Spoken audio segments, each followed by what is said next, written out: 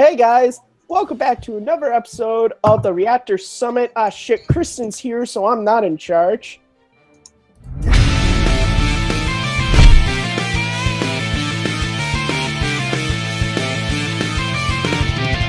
Okay guys, welcome back to the Take 3 Summit. Obviously, I'm back from just a week off, and Matt's still here. I don't know why. I thought we got rid of him last week, but whatever, it's fine. No, he did a very, very great job hosting last week. We want to thank him, and he's back on the panel. So how's it going, Matt? It's doing great, guys. I'm back. Don't worry, I'm not hosting, so, you know, we might get some views. Thank God for Kalinowski, or else who knows what would have happened last week. Yeah, thank God for Kalinowski, something we say every night before we go to bed. Amen. Thank you, I do. Kalinowski. Amen. All right. And then we do the finger point. Yeah, we do like amen, and then we point. Yeah, that's welcome to the summit, ladies and gentlemen. All right, we also have returning this week again, Malcolm Lay, who also did a very good job last week helping out. How's it going, Malcolm? Pretty good. Just really talk about some interesting matches. Yeah. Perfect. We also have Chris Clark, the Clarkiest of all Take 3 members. What's going on, man? Hey, Chris, and it's good to be on the summit. Like, I don't get to be on this as much, so it's great to be on the week of pretty much Bibiani, which is awesome. A lot of interesting stuff happened this week, so let's rock this sucker. I say that on the rundown all the time, and we're going to say it now. Rock this sucker. Let's rock this sucker, Chris, and let's rock it to the end of time. Okay, to Can we have a rock this sucker count going on, like a tally somewhere else, or just rock in general? No, don't ask Abe for graphics, because he won't make them. He made a dancing pug graphic for me. I'm pretty sure. I specifically last week I would make a speculation time graphic, but you didn't watch that part of the summit. Hey, Abe only answers to me about the summit. So there you go. Keep it professional. Yep. Abe does what I did. Skim, and just make sure you hit as much as you can. And as always, we have Abe editing and producing the episode. Abe, how's it going? Good. Just say hi. Suck. Great. Well, thanks, Abe. And we've got like a million interviews for we only have 4 interviews, but it's like a million for us. So we're going to try and get through each match as quickly as possible and just give our takes on them and then, you know, get the deeper discussion about those out of the way. But we're going to start it out with the critically acclaimed versus superhero news match. Now, this one was a really interesting team match because we know a lot about critically acclaimed. They have a lot more history, it feels like, even though they really don't have that much history. And superhero news coming in with only really a couple matches under their belt. So it's an interesting matchup. It ended up being a really, really good match. And there was some interesting stuff going on with Lon during this match too. So we're going to get into this match and talk about everything that happened during it. We're going to switch it right on over to Malcolm to talk about this one. What were your thoughts on the match? And if you had any thoughts about all those interesting Lon Harris cutscenes, let us know about those too. Yeah, well, I'm going to start off by saying that when we did the top 10 teams thing, I didn't have critically acclaimed in there. And Clark said, just you wait, they're going to blow up this 2018 very well. I have to say, without spoiling anything, they may have made it crept into my top 10 at this point in time, but yeah. But this match was good.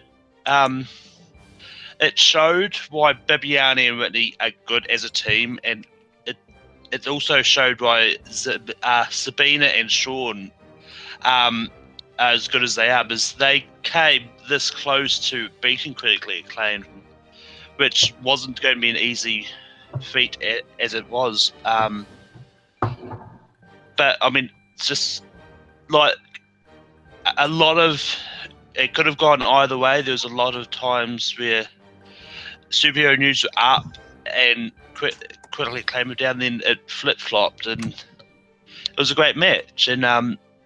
And with the Lon Harris stuff, it was just really fuzz. Like, the opening one where he was trying to find Cobster, looking up the curtain, looking under the table, and then rigging up Cobster with the it's still be on the home screen is an impressive task.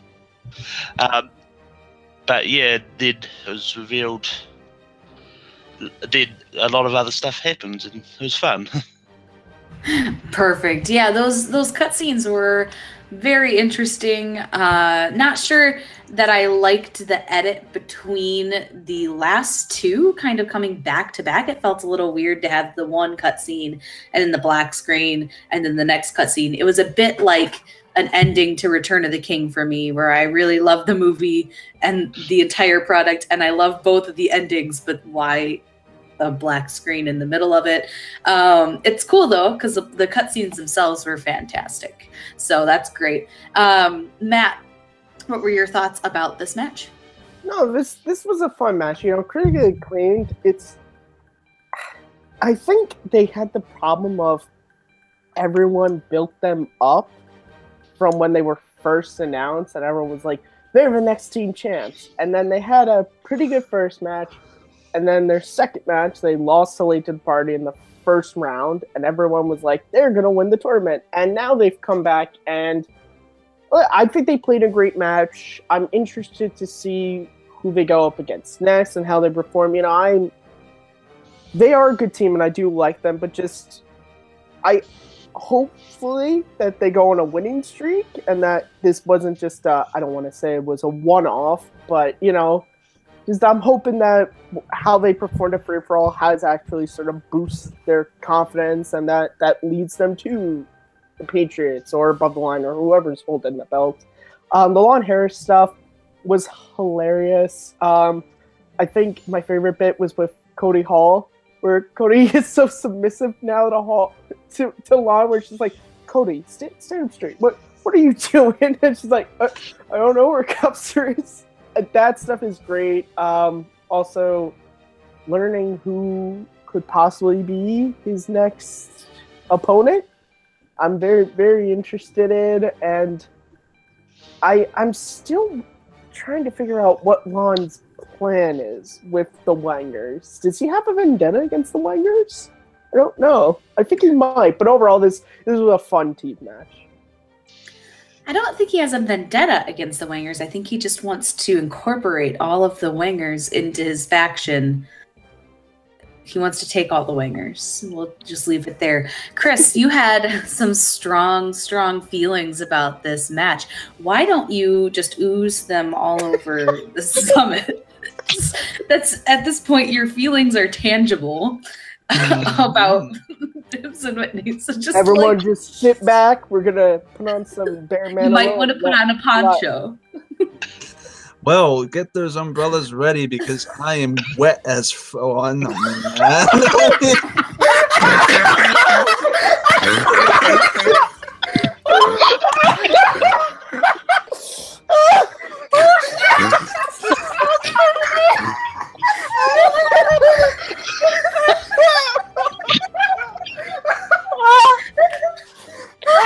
Guys, you can find me at Matthew on Twitter, Matt611 on YouTube, and right here hosting Second Look every Sunday. I don't think we can go on from there. You know the matches. 40 interviews. Ladies and gentlemen, I hope you had a good time.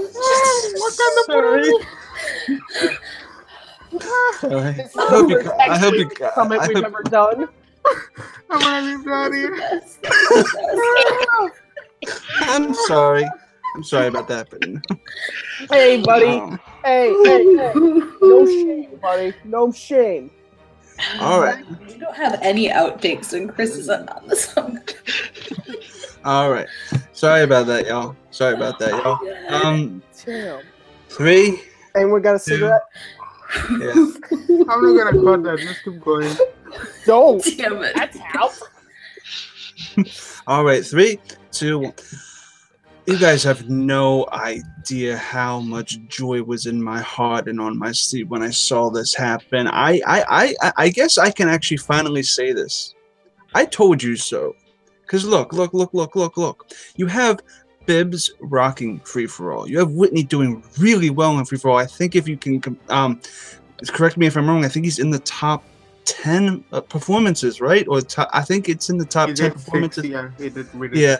He did really good. And I feel like this is just showcasing how good they are. I don't think it's going to be a one-off, but you know what? Being objective as I am, I feel like, and I use that very sarcastically, I feel like this is probably going to, this is almost, Bibbs is almost being the comeback player of the year. And I feel like he's on a roll right now. If he keeps standing up like he does, I think it's a good luck charm for him. It's just this entire match just was pure joy. And the last critically acclaimed match, I'd like to pretend it didn't exist because it was a disaster. Our reaction, I'm debating on deleting from the channel. It's one of the worst experiences of my life, and I never want to experience that again. And I can't wait to see what they do in the future. I hope that they hinted at, I think, that they want to verse MODOK. So that's a match I really want to see, because Gray Drake and Matt Atchity are really good friends of Witney and Bibbs, and that could be a really fun match and really charismatic. So this match just exceeded all expectations, and I was really, really thrilled. Did you have any thoughts about all that Lon Harris stuff too? Because I know that you you like Lon Harris, right? I love Lon. I love Lon, and I feel like, look, these after credit scenes, I will admit, being an editor, it was kind of odd seeing them back to back. I would have separated them between the two matches this week.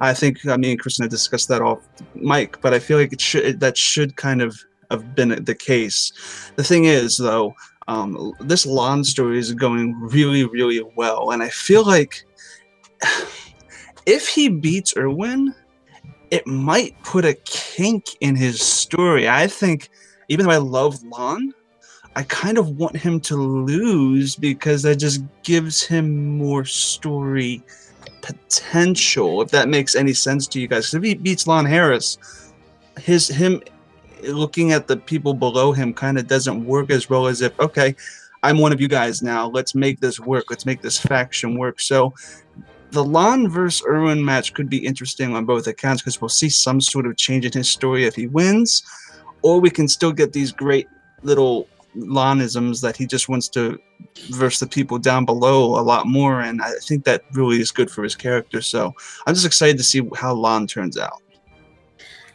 Yeah, definitely. I think the potential of this Lon Harris Ethan Irwin match is super exciting because both of these guys not only have shown up in regular competition, but at free-for-all, they were both just amazing to watch. I mean, Ethan barely got anything wrong the entire time he was at the table. And Lon, I think people forget because of, you know, some of the people who were on later in the game, but Lon was at the table for almost the whole first part of the match. And that's like crazy to think. And he went up against some really tough competition. So that's, I mean, he's definitely not a slouch when it comes to trivia. And I think we forget that because he's had interesting matches against people who aren't technically like the upper echelon of the Schmoedown elite.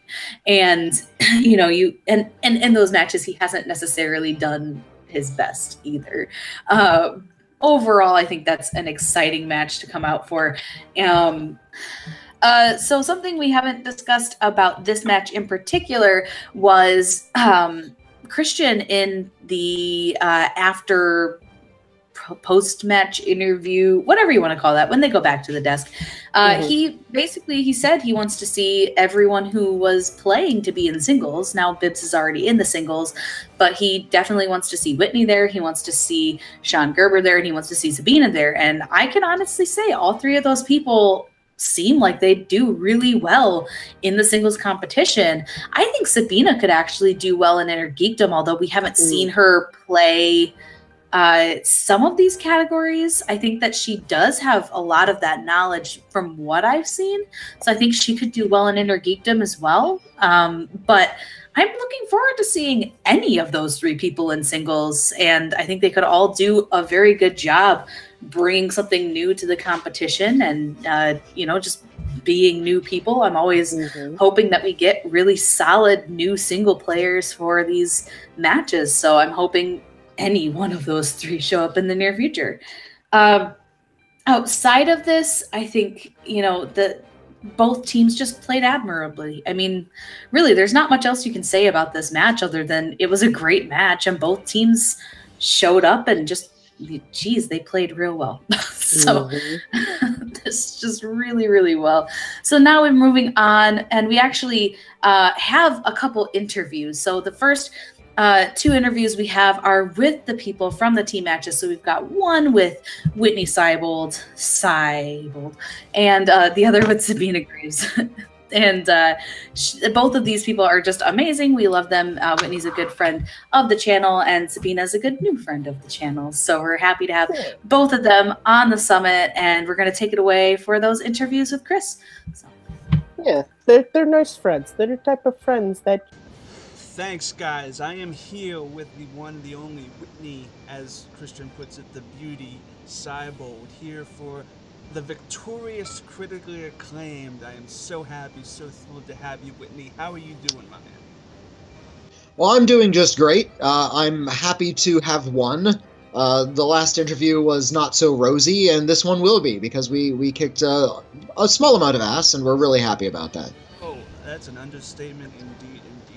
So, before we get into the actual match, Witney, I never really got a chance to actually talk to you about your free-for-all performance. How do you think you did in free-for-all, and what were your thoughts on the experience itself? Well, I was just sort of preparing myself, and I wasn't really sure how well I had done as I was doing it. I knew that some people had come and gone while I was on the panel, and I think I lasted 5 or 6 rounds? You actually 8 rounds, 8 rounds, okay. And I wasn't really sure if that was good or bad by the time I left. I had assumed I had done pretty poorly until I learned that I was actually sort of in the top edge of people who had lasted a while. Yeah, I was proud to have done it, and I'm glad I made it as far as I did. I know I was kind of up against a challenge because I think I was the 10th in line out of many, many, many competitors. So if I was going to make it all the way to the end, it would have been really tough. What are your thoughts on Bibbs' performance for the entire thing? Staying there until for like 2.5 hours. He's well suited for it. He knows this stuff, and I'm glad he was able to prove to the world how good he really is at all of this, in case anybody hadn't noticed yet. What are your thoughts going into this match against Superhero News, and what were your expectations? Well, we were a little afraid. I have to admit, we were so cocky and doing so well, and then we had this really, it wasn't a disastrous match because we only lost by 1 point, but we still lost, and it was kind of a pity because we just had to sort of wait our turn, bide our time, and really kind of hone our skills off camera for the longest time. So yeah, we were a little nervous. We didn't want to come bursting back out and just fall on our faces another time. So yeah, we were really happy to finally kick these guys' butts. With a name like Superhero News, you know that they have a specialty. They like superhero movies, and William and I kind of have an edge on that, in that we watch more than superhero movies. We watch Tim Burton movies, as it turns out. So we were able to kind of play to our wheelhouse a little bit better. Yeah, it's awesome, and I feel like against Late to the Party, you know that they were Reactors. Never underestimate them, and I really feel like with Superhero News, I think you guys had that in the bag, and it was fantastic. But the biggest thing, though, Witney, is during your promos, you lost a manager in Ricky. How did that come to be? Why do you think? What are your thoughts on Ricky leaving you as a manager, and your thoughts on Ricky itself and that whole situation? Ricky's always been something of a loose cannon. He's he brings us together, but he's like Don King meets Don Imus. He is just a wild card. And I appreciate all the good work he's done for us and his willingness to carry us along. But he was also really frightening. There was an incident with a puppy and the Cleveland police, which I'd really rather not bring up. But it was just it put our relationship at a strain. So we did lose him as a manager, but he's on to bigger and better things, and I think we're all going to be better off. Ricky, well, he's going to be missed. But let's get into the actual match itself. For the first round, you guys did pretty solid. You missed everybody missed their first question, which was pretty surprising. For this first round, what are your thoughts on it, and how do you think you did with that? It seemed like it might have been probably maybe your weakest round of your 3 matches, I think, wasn't it? Because I feel I like think I think you guys all got. I think one of you got perfects for the other 2 matches. So what are your thoughts on your performance in round 1? Well, I'm upset with myself because the very first time I got to do a Schmoedown, I had a perfect first round, and I think I now have my own high standards to live up to. So if I sit down there and they ask me a hard question first thing, I'm crestfallen immediately if I can't answer it. And this was one I knew the answer to, I just didn't have it together in that one moment. I feel like we did okay enough on the first round, but yeah, it wasn't our strongest one. Luckily, superhero news sucked a little bit more, and I guess that's the important thing at the end of the day. 110%. You know what? You're human. You go white room sometimes. There's things that you know, Yeah, you yeah. just forget. So, bada bing, bada boom. But going into round 2, you got a surprising strength I didn't know. I knew personally, since I've listened to the B movies and critically acclaimed and such, you guys have an affinity for the eclectic Tim Burton and stuff. I think one of Bibbs' strengths is horror, and Tim Burton is kind of in that kind of realm, so to speak, with Stevie Hunter and such. I wasn't surprised, but what are your thoughts on Tim Burton? It's now known to everybody it's a pretty solid strength of yours, because Bibbs gave you a lot of credit for those answers. So what are your thoughts on your performance at round 2? Well, I mean, Tim, I was really happy when we landed on Tim Burton, because Tim Burton's one of my favorite filmmakers and has been ever since I was in high school. I saw Beetlejuice in theaters when it first opened back in the 80s. So he's been a filmmaker I've been kind of obsessing about and following the career of as it's been going along. Some of his more recent films, a lot of people I know aren't as big fans, but I really like most of them. I'm not going to step up to the bat for Planet of the Apes or anything, but I do think that he's still a strong filmmaker who's working really strongly in his own regard. And when we finally got questions about Tim Burton, it's like, great, these are all movies I've watched multiple times a piece. I feel like I can really delve into that. Yeah, and the fact of the matter is, Tim has such a great catalog. If you look at Big Fish, I still think Batman Returns is probably the best comic book movie ever made. You gotta just look at his library with a lot of awe. But what are your thoughts on actual superhero news' performance, since you guys got a lot of steals off of them? Well, we try to stay alert in that round. We are paying really, really close attention, and we're looking at them. I'm reminded of Double Dare. If you ever saw Double Dare when you were a kid, which they're reviving now. You have to surmise your opponent. You have to look to see if they're going to throw the question back at you. You say dare, it goes to them. If you know they don't know, you get to dare them first thing, and it comes back to you. You get double the money. So we were looking really closely to see, and making sure we knew the answer to the question right away. And luckily, we saw them kind of balk a few times, so we were prepared when it kind of came over to us. Awesome. So I'm gonna go right into this now. You got your second KO, I think. Both times you guys have won, you won by TKO, and you've never had to answer a third round question when you've won, which is ironic since Bibbs' weakness, as he's always stated, has been the third round. Third round has kind of been kind of a curse. What are your thoughts on this round 1 TKO? Were you surprised? Are you thankful that you didn't get to answer any of those questions? What are your thoughts on the third round in general? Well, it's really it's a little bit disappointing, actually, that we don't get to sort of go to that climactic final battle. Even if we're way, way ahead, it would still be wonderful to go into that third round and just continue to own. But that's just me being kind of a jerk about it. I think it's great. I think it's really kind of proving that our strengths really are in that second round. If we can get a category that we know a lot about, and if we can do strongly enough in the first round, wonderful. We don't have to go to that third round. We can just take our victory as soon as we possibly can get it. Awesome. Yeah, and I'm glad you guys did get that victory, indeed. You seem pretty joyous in your post-match interview, so I'm going to go into this, Witney. What are your plans if you ever... Are you going to go into singles? What are your plans with the singles portion because I want to see you thrive there. I've been looking forward to getting in my first singles match. I know William has his strengths and I have mine, but I think that we're both strong enough contenders on my own. I like to be able to prove that. I don't think there's any one competitor that I'm eager to take down. There are a few that I'm intimidated by, but I feel like testing my knowledge against any of these people would be something I'm eager to do, and I'm really waiting to get on board with. Awesome. Do you have anybody in mind that you would want to because I know I originally know that KRISTEN threw around the idea of you versus Alonso Duralde. What are your thoughts on that? Because I know you and Alonso are super close.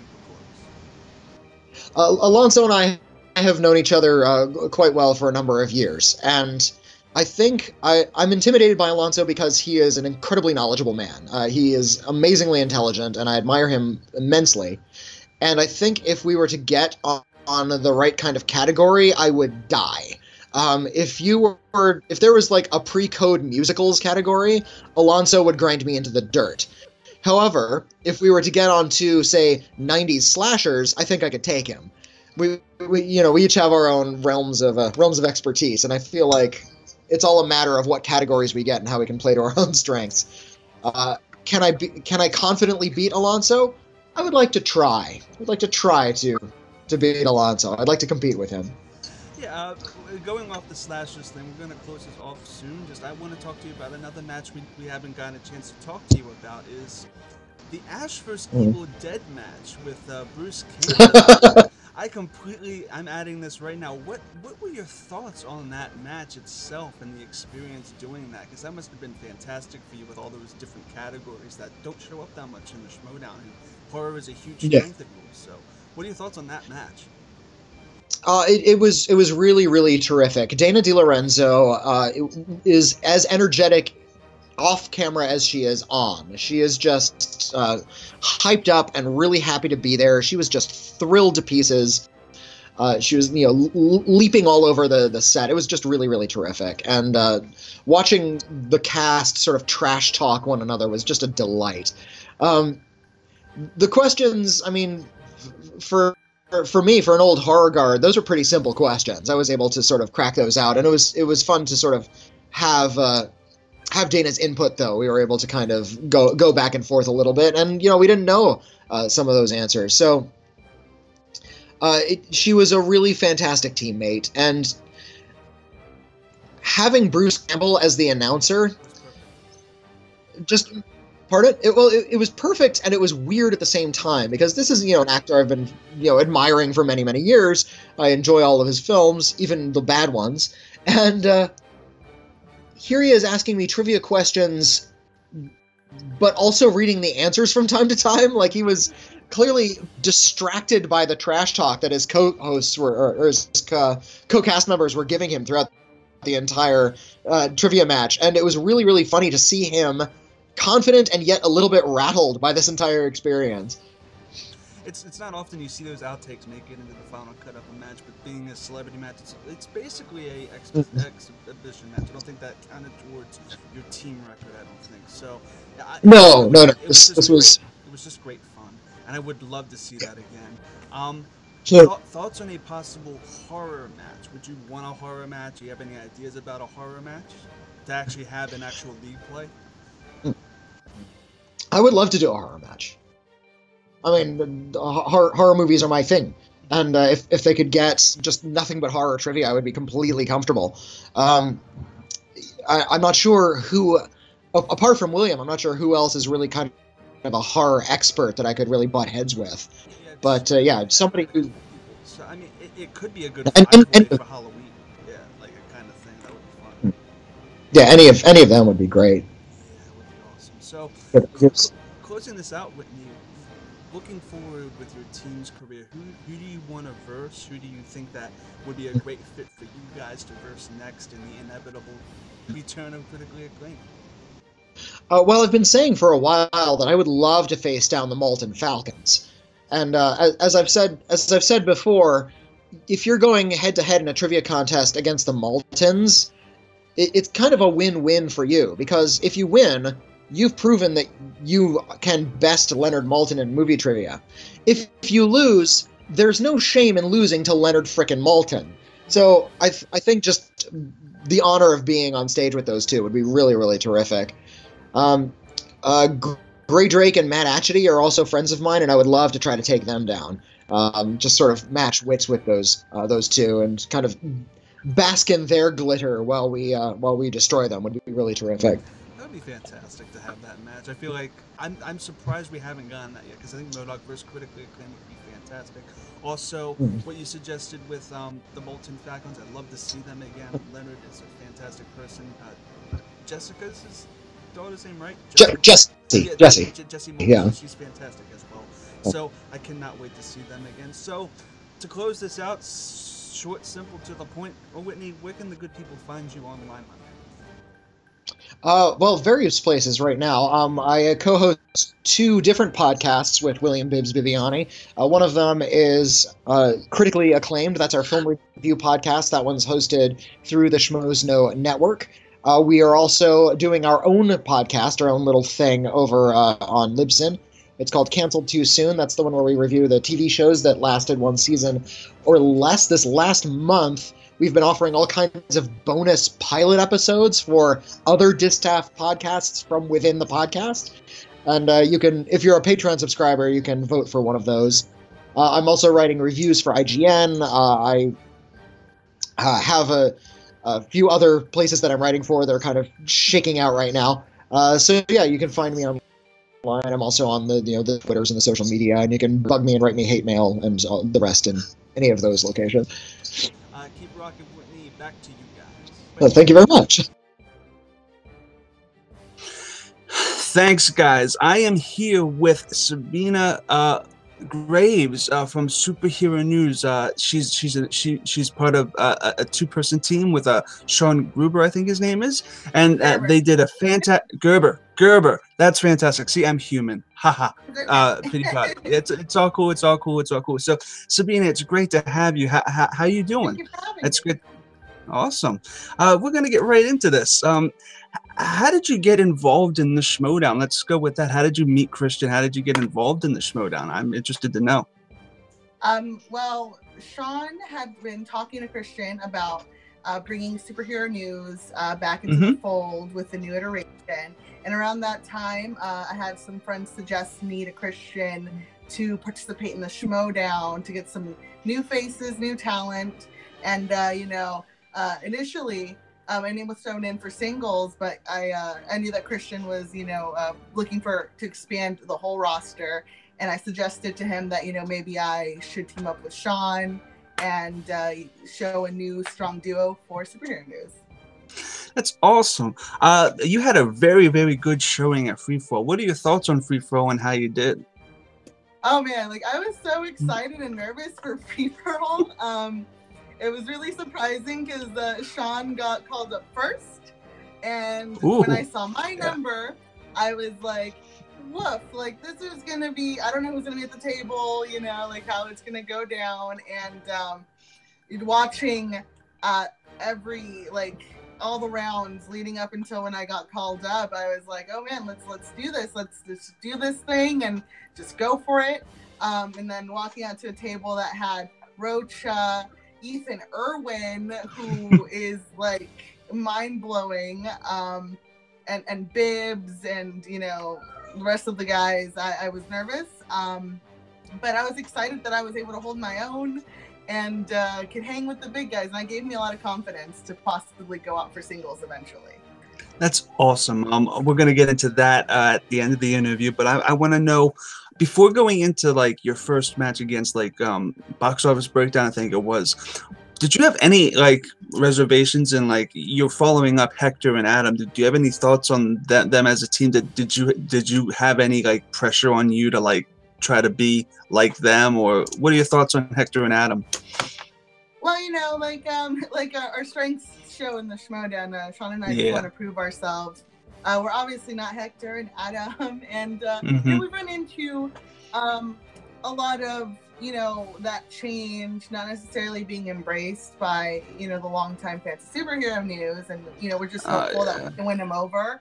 Especially with you guys are great, in games like these where we're able to show that we're knowledgeable, we're enthusiastic, and just like how you make new friends who love the same things that you do. That's what we're hoping to do with the people who watch the show and watch us on Schmoedown. Like, we're just like anyone else that you would hang out with who loves superhero movies and cinema and loves talking about it.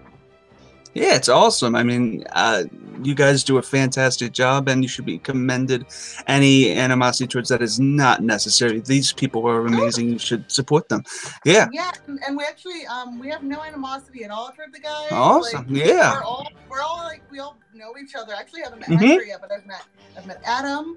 And Adam seems awesome. Yeah. And, like once or twice, like we're cool. Like, and everyone's like, we should do like a fight or whatever. But I think even if we did, it would be a very good-natured, fun fight.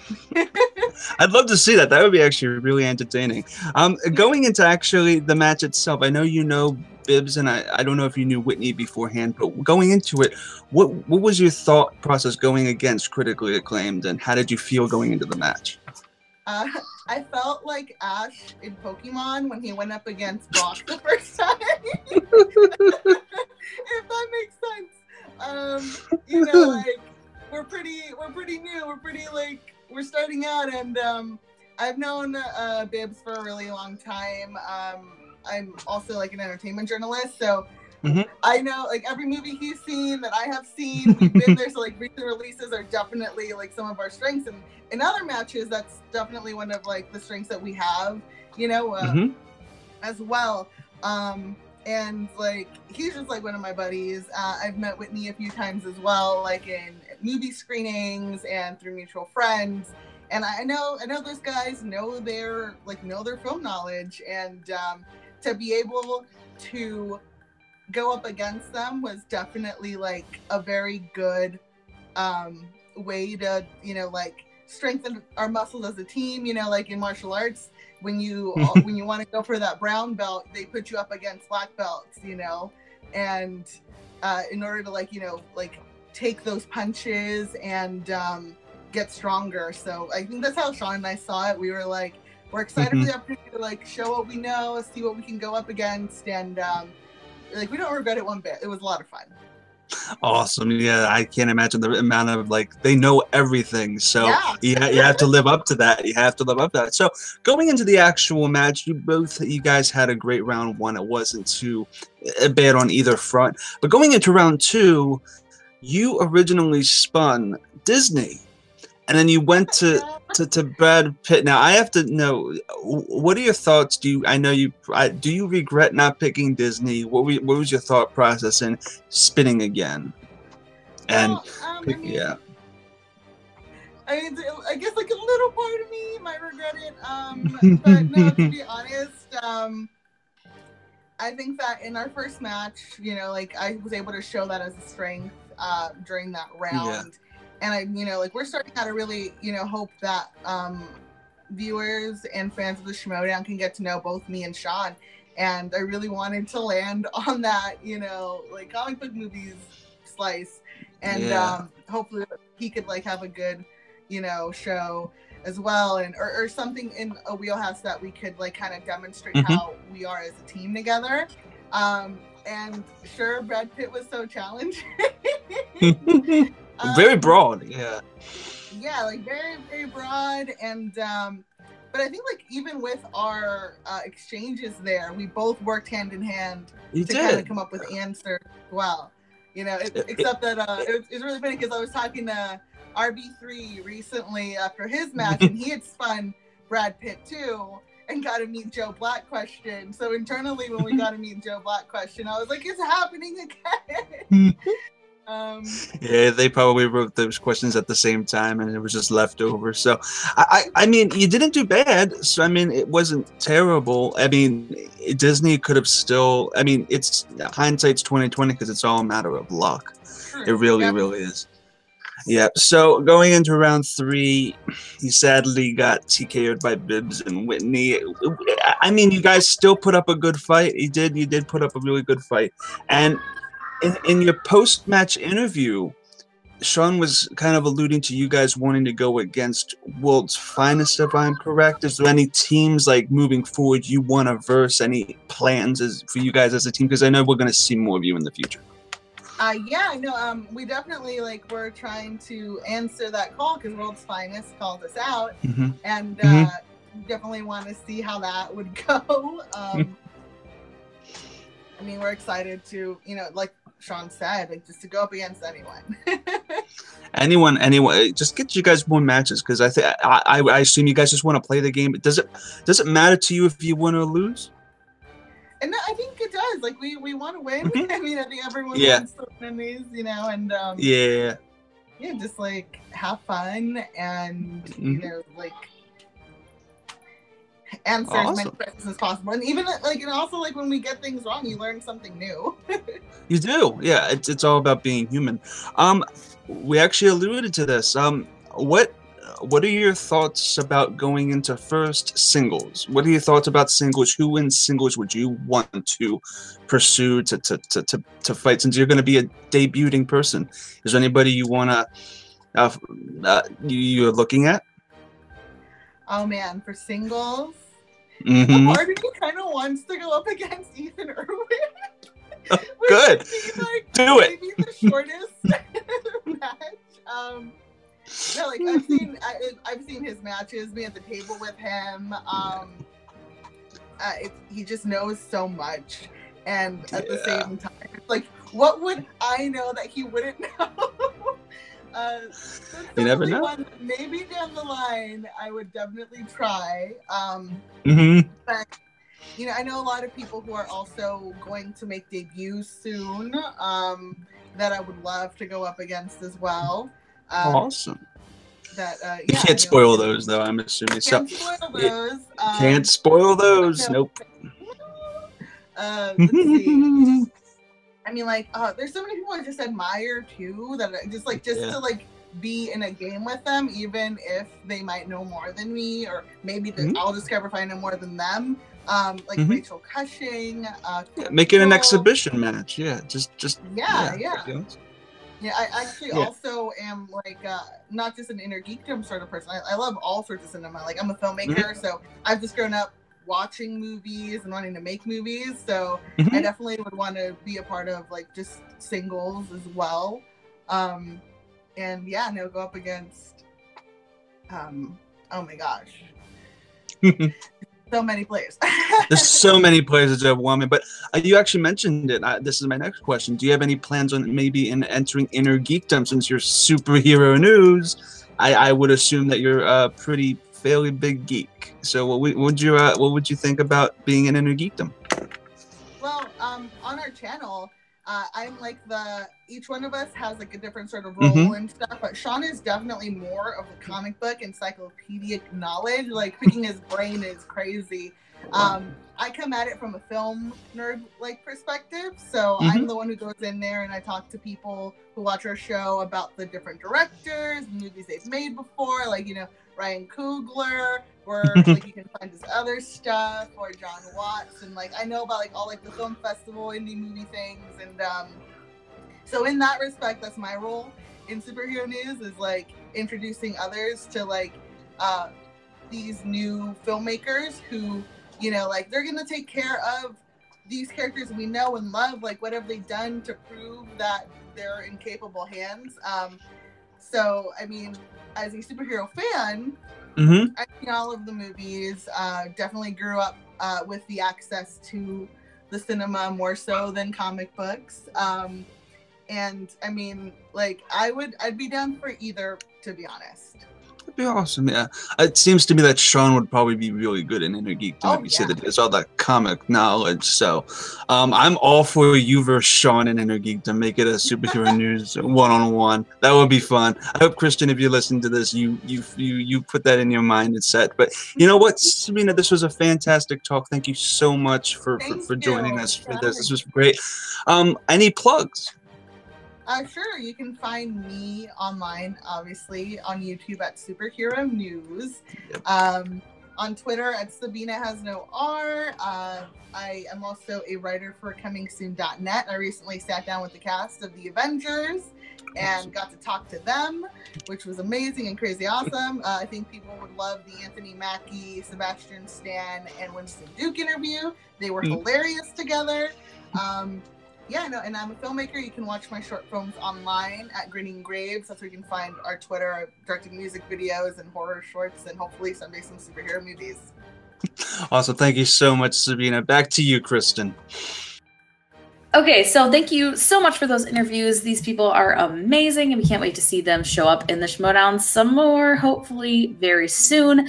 And we're moving on to the doubleheader. Now, this included the Patreon match between Ken Knapsack and Matt Knost, as well as your main event, Snyder versus John Rocha. Both of these matches I thought were actually very good. And I don't know that I should be surprised about that, but I guess I wasn't expecting the first match to be as competitive as it was. That sounds bad, but I did expect it to be a little bit more one-sided, and I actually wasn't sure who was going to be the person who won that match. So it was either going to be a blowout for one person or the other. It ended up being very competitive, so I'm glad for that at least. But we are going to talk about this first match between Matt Knost and Ken Knapsack first. And this, like I said, was really good, really competitive, 17-14. And the only reason it was that score is because Ken just didn't get his 5-pointer. I mean, that's really end of the day what that came down to. And that's a competitive match to me. And I think these guys did a good job going back and forth in round 1 and round 2. And just, I mean, Matt had a great game. He was like 80% accuracy. For him, that's amazing. But for like anyone in the Schmoedown, 80% is actually really, really good. And I mean, I just had a lot of fun watching this one. I think overall it worked really well. So let's find out what everyone else thought about this match. We're going to shoot it over to Matt. What were your thoughts about the match between Ken Knapsack and Matt Knost? Well, this was a great match. I was, when this was announced as a Patreon match, I was really excited because I like both of these guys in the Schmoedown. They're both great on the mic. So I knew at the very least this would be a really funny match.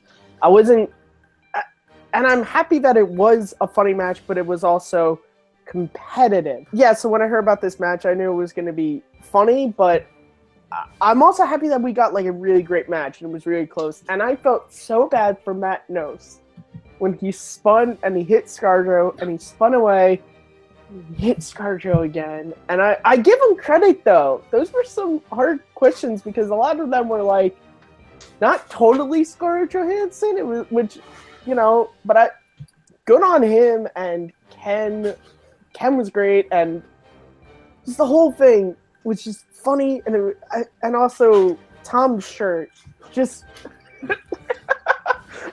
where did he get it? I don't know, but I love how he had to wear the yellow like sweatshirt over it for the promos as to not reveal it until he walked out. And we also got the continual reminder of when Dagninos commish Harloff's playing his boy. That was in the next match, I can't remember. But no, this was a great match. Just really, really great doubleheader. Even though we haven't talked about the second one. But yes, I was pleased. I'm rambling. Go to something else. Yeah, settle down, Matt. We're going to talk about the next one in a few minutes. We're focusing on the only match of Friday that made me happy, okay? Malcolm, what were your thoughts about this match between Knost and Knapsack? Yeah, when I first heard about this match, I was like, well, Matt's really, he is really good in movie trivia. Knapsack in general movie trivia, he's not the, I mean, like, from what I've seen, he's not the greatest, but he can do well in it, depending on what comes up. But, I mean, it was a fun match. It's like, I mean, Lionstein shenanigans were fun, like, Knapsack keeping on reminding everyone that he's against the system for the Star Wars Iron Man match, and with his whiteboards and all that. So I mean, it's all fun. It's like But I do have to say one thing. Ken, watch Shawshank Redemption. It is a great movie. I mean, I saw it for the first time last year, so it's a good movie. So watch it. All right, so this match, I agree with you guys, was really excellent. I thought just between the two guys, they both played very well. There were some gaps in their games. I'd be interested to see what Matt Knost could do with a category that is one of his strengths, because for someone who didn't want to hit ScarJo, he actually did pretty well at it. I mean, if someone's like, I really don't want to hit that slice, you would assume that they wouldn't play that well, but he actually got a fair number of those questions right, so that was pretty impressive. Other than that, Jen being at the desk, I think she's doing just a fantastic job, and I love when they have her on as co-commentator, and I just think she's got a great voice to add to the desk and to the mix-up of people. I'd love to see her with someone who's a little less Christian esque. Just I'd like to see her with someone a little more goofy. Like put her with Bibs. I actually was thinking Knapsack and Jen could be a great combination. Yeah, because Jen is like very much a no nonsense. Like if someone at the table says something, she's just like death glare. Like you better stop. And Ken's got the dry sense of humor, but I think it would work well. I think that would be pretty funny. I also would like to see her paired with someone who does have that goofy energy, though. So like Ellis or Bibbs, I think would be really funny to have that as a combination. Oh my god! Not goofy, can't have Tom at the desk. Tom on the table. Tom on the table. It's not going to happen. All right. The other thing we had on the table, Kurt Russell. No. The other thing we had at the beginning of this match was actually a post, or not a post, but like a pre-credit thing. I can't think. It was between John and McWeeny, and McWeeny scares me in these promos because he's like, can you not hear me smiling? I'm like, no, it sounds like you're gonna murder an entire family. I mean, like he's legit kind of scary in these promos, but. The promo is basically just Thad promising him, you'll be playing the winner of Lon Harris versus Ethan Irwin. You will also be playing either John Rocha or Jeff Snyder. Which one of those he plays is interesting. But I don't know about the rest of you guys, but I got a bad feeling about this. I feel like something is going on here. I don't know. I just elaborate. Thad seems a little bit too, I don't know, scared of McWeeny. Okay, and like he's kind of screwed McWeeny over a couple times so far. So I got this. And I think I'm going to quote one of my favorite movies, one of Abe's favorite movies when I say this. You're out your element, Thad. Like, listen, I love Thad, his Hawaiian carries around Collider, but dude, step away from Kamish and give it to Dagnino. Dagnino ain't afraid of giving McWeeny a match with Irwin or with Bibbs or with whoever, man. Okay? If you're not good at repairing a car, don't be a mechanic, Thad. Okay? Also, justice for Guy. Can I say something? I think Thad should go to a coffin place to take measurements because he's not getting a laugh after this one. Okay. That got dark. I'm just saying, that's true. The way they shoot McWeeny, though, in these cold openings scares the shit out of me. He goes like, he's a very nice person for these openings. in real life. Yeah. But then the way they shoot him is you're just like, he's gonna kill someone, and it's movie trivia. They need to have like the Godfather music like playing underneath these things because he legit is like gangster in these. Like it feels like he's just like, because there's a thing that good gangster movies do where the person is threatening you without actually threatening you. And Drew in these promos, like that is what he does, and it's so scary. He's like Paulie from Goodfellas, where like Paulie would literally just stand up and look outside the door from you, like, he's scary as fuck. Yeah, right. Malcolm, what do you think about this one? This was fun a lot. It was pretty much like just reinforcing the fact that Thad is giving is promising McMooney a match against the winner of Lon versus Ethan. Then after that, he gets the winner of John and Snyder. I'm pretty sure it was. So whoever he may be facing after the first one, we'll find out once we talk about it. So. Yeah, so we'll definitely get there, and we're going to get there as soon as we have our next interview. So now we're having an interview with Matt Knost, and that's awesome. He's the first time on the channel, so that's even better. And, you know, we're just excited to be able to interview some new people today, and not the same people. Sorry, Bibs. All right, guys, and we are here with Matt Knost from Team Top 10, from the Top 10 show, and from just being awesome in general. How's it going, Matt? Thank you. I'm good. How are you, Kristen? I'm doing good. You know, I'm excited that you're on the summit finally. It's your first time on, and it's awesome to have you, so that's great. All you had to do was ask. That's all you had to do. Well, see, I didn't know that, and so then I asked, and then you came on. It's like crazy. Who would have thought? It's that simple. Perfect. All right, so we're going to get right into it. This was a really big match for you, and I know that over the years, people have kind of doubted you as a performer in the Schmoedown. How were you feeling going into this match against Ken Knapsack? I mean, at this point, I don't even know how many of these I've done. So there are no, like, certain guys, you can see the nerves and all that, and just, you're going to go out there, you're going to know the answer, or you're not. And when I faltered, I get asked a question that I didn't see the movie, or I have no recollection of that whatsoever, and then hopefully it lands on something that I can answer, or I can guess my way out of it. But going into it, like, you know, Ken has a number of things that he's excellent at, so please, sweet baby Jesus, don't get any questions or spin the wheel or land anywhere remotely near those things. And I've got as good a shot as anybody. It was a close game right down to the end. Oh yeah, and I'm honestly super happy that you didn't get a 5-pointer in this match, because your 5-pointers have always been hard, terrible, terrible, terrible. On 2 separate occasions, as soon as the match has ended, Christian has walked over to me and said, "I'm really sorry about that." And be like, why do I have to keep basically taking these dick punches? Like, I understand the randomness of it, and it can happen to anybody, but there's been on more than one occasion walking out of there like, I don't even know why I sat through traffic to come here for this.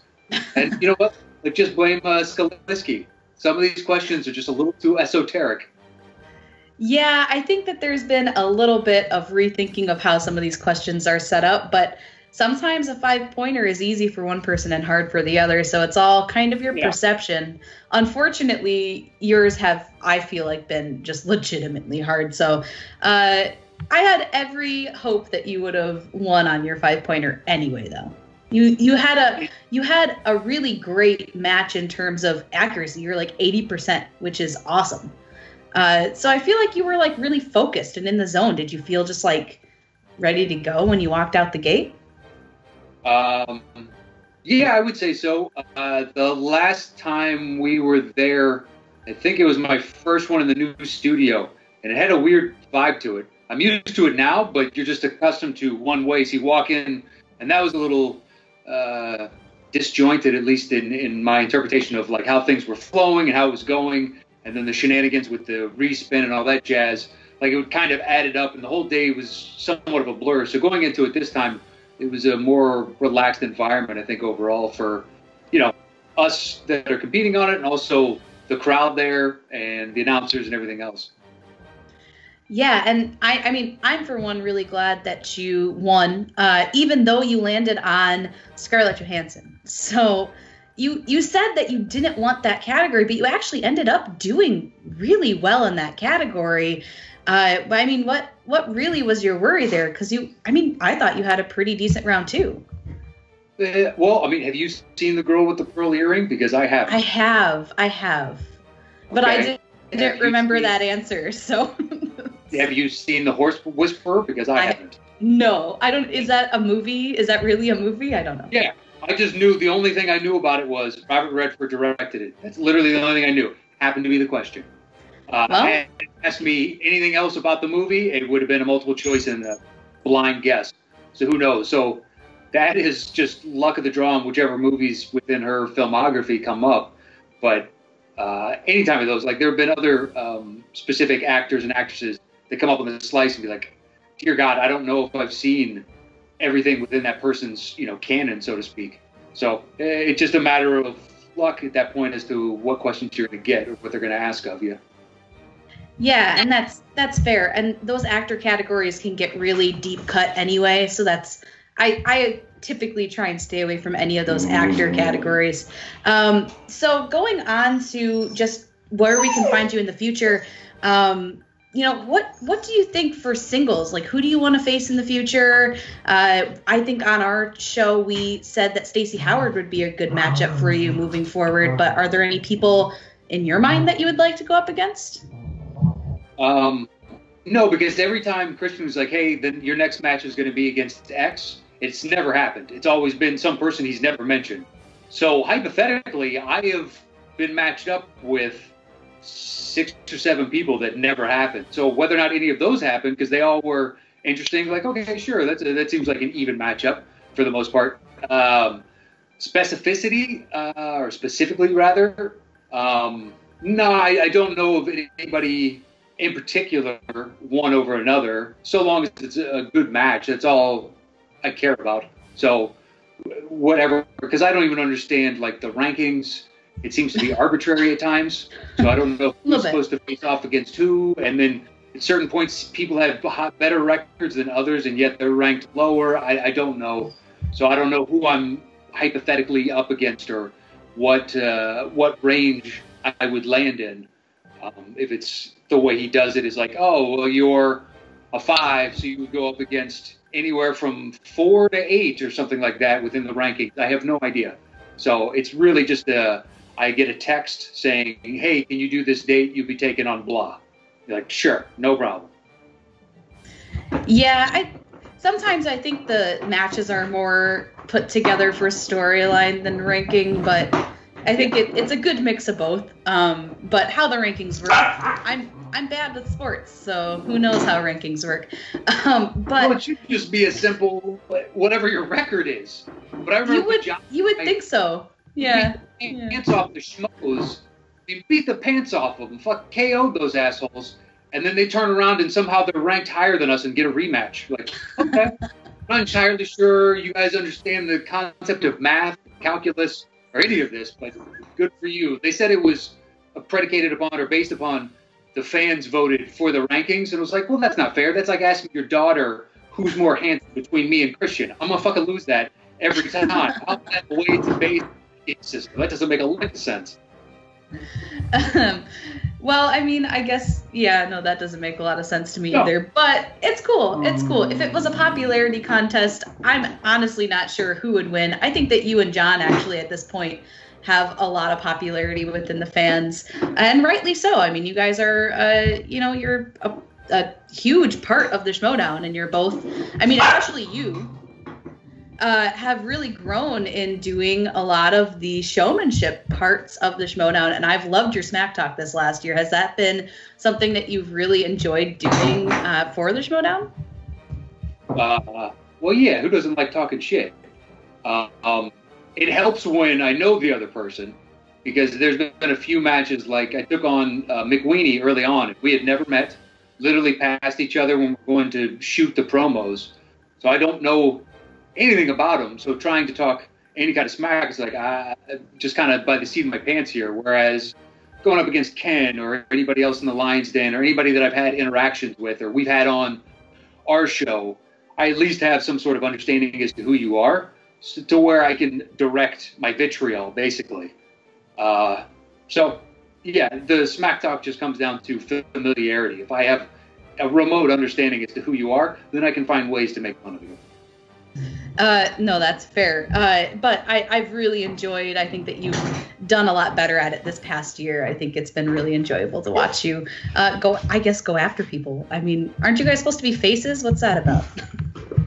I don't know. There's a fluid definition of what is what in this league. Because we turn to face, I just basically showed up one day and was like, "Hey, you guys are faces now." I'm like, "Okay, all right." I think it's just because there was a dominant number of heels at that point, and they needed faces, and it seemed like a natural switch. But I don't know. I don't watch wrestling, and I'm baffled by the number of grown men that I know now that basically just come out of the closet as to, yes, I love wrestling. I got a bunch of friends that go to all the big events and stuff like that, and we're in our 30s. And I left this shit behind when I was 12. So the idea of heel and face, you can see the guys who have been good at talking smack and buying into their character from day one, those are all wrestling fans. Every one of those that just can sell it like no other and be like, yeah, but you've been watching for 30 years. I get it. You have that. You may have even, like, in the shower done some, your version of The Rock or whoever the case is. Oh, this is how I would do it, which I haven't put any thought into that whatsoever. So heel face, who's good at this, who's not, I think honestly comes down to how long you've been watching wrestling and how long is your development arrested. Well, you do a good job at faking it then. How about that? Yes. Sorry, my puppy had surgery. He's a little crazy right now. I'll try and talk when he's not freaking out. All right, how about now? So I know there was a little bit of talk at the end of last season, but specifically after that top 10 match against the Patriots about, top 10 breaking up, and then there's been rumors about you wanting to take a break from the Schmoedown as well. Now, I mean, I feel like you guys are kind of more in a groove. Is that still something that you're thinking about? I know you live kind of far away from the studio, so it's not super easy for you to even get there, but... I live closer than almost everybody. Do you really? Yep, I live... Oh, I mean, never mind. As the crow flies, I live like 5 miles. So like an hour? Wow. With traffic, 35, 40. If there's no traffic, 15 to 20 max. So it's not bad, LA. I've come close to quitting twice. Once was we had between my singles and then between teams, I think I had 5 matches in like 7 weeks. And it was just there. It was hard to get up, to have any kind of motivation. It's like, okay, I'm shooting another one of these things, like show up in a week. Okay, the result didn't seem to matter on some levels. It's just like, God, man, I'm putting in a lot of driving out here, doing this nonstop.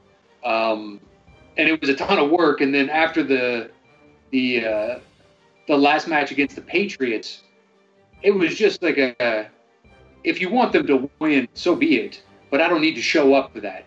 And it was disheartening. Like, I'd already flirted with the idea of maybe I don't want to do this anymore.